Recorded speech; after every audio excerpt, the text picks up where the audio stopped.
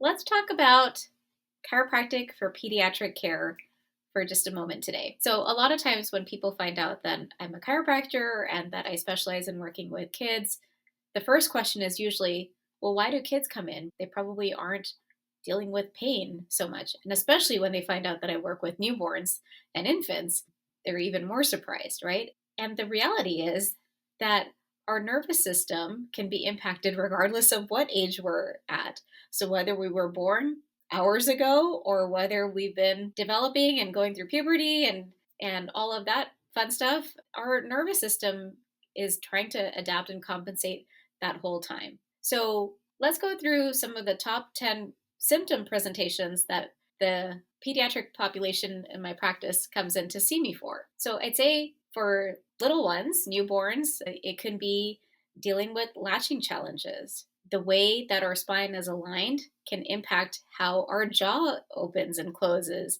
And that can be one of the contributing factors to how well we can latch. For newborns, it could also be dealing with colic, right? What parent doesn't want more sleep, especially in the beginning? More so than your own sleep, you want to make sure that your child is happy, right? And comfortable. So if your child is restless or crying, or maybe they're past the newborn stage, but they're just restless and having trouble settling down or being at ease in their bodies, it could translate as behavior challenges, right? And these are things that can be improved when our nervous system is working more optimally. I often see kids for immune challenges, right? If you're dealing with persistent allergies or asthma, or maybe you catch every cold, or it takes a long time to recover from the bug that you might get, whether you're at daycare or with school or in general, it might just be that you are dealing with more congestion. So, again, having your nervous system working more optimally can help create improvement in how your body functions. Improved gut health, right? This is across the board, doesn't matter what age you are, whether we're working with a newborn who's getting constipated or dealing with reflux issues, to my teens who are trying to identify what they like and what they don't like, and maybe they're not eating all the veggies or the fruit or whatever. But gut challenges, regardless of your age, I have many adults who come in for that as well.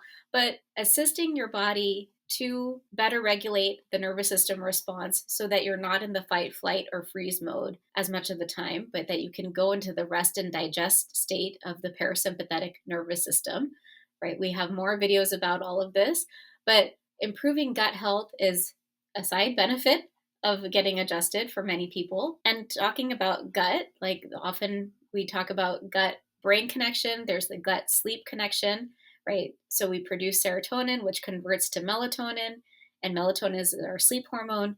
But it could be challenges with the gut, it could be challenges with sleep. Maybe they're not falling asleep easily, or maybe they're wanting to sleep in for many hours past when they should be getting up. And so helping to regulate sleep is something we also work with. Helping kids reach their milestones appropriately, right? So during the pandemic, the CDC had taken out crawling as one of the milestones for kids. And the chiropractic community was a little bit up in arms about it because crawling is so integral for our future development. So perhaps if your child maybe skipped crawling or didn't crawl for very long, we want to make sure that the neurosensory communication is happening appropriately for the brain to communicate with the opposite side of the body, right? So crawling, when we do that, is the main time as a developing toddler that our body is learning to really integrate that cross communication appropriately.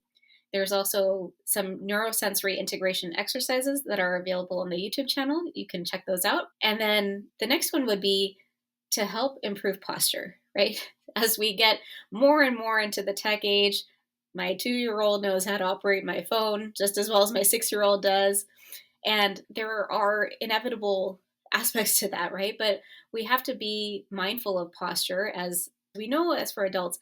But what I didn't know for the first few years of practice is that we actually start to mimic posture by the age of 2, right?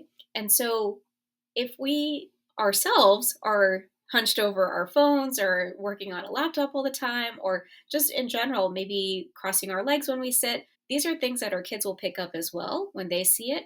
So we want to try to help improve their posture because we want to help increase oxygen capacity and avoid being in this rounded, hunched over position from the get go, right? We work on reducing bedwetting. It's a common challenge for many of the kids that I work with.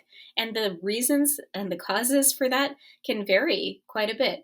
So the approach to care can vary, but again, having a better regulated nervous system can help reduce those symptoms so that kids can be more confident when they're going for camps or sleepovers or just in general to improve their confidence, right? So that they're able to be in their social settings more confidently. And then, of course, as kids get older, then looking at helping to regulate hormones more efficiently and more effectively. So even if the mom dealt with PMS or hormonal symptoms, perimenopausal symptoms, menopausal symptoms, even if there's a family history of it, trying to set up the foundation differently so that your children don't have to go through that and repeat the same experience, right? We can change that as well.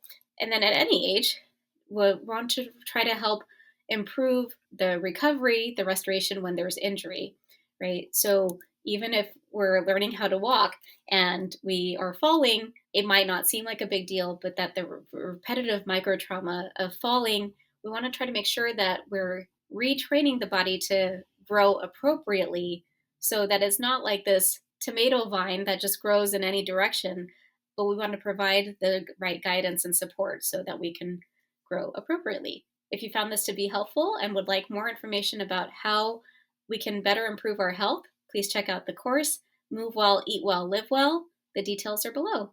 See you next time.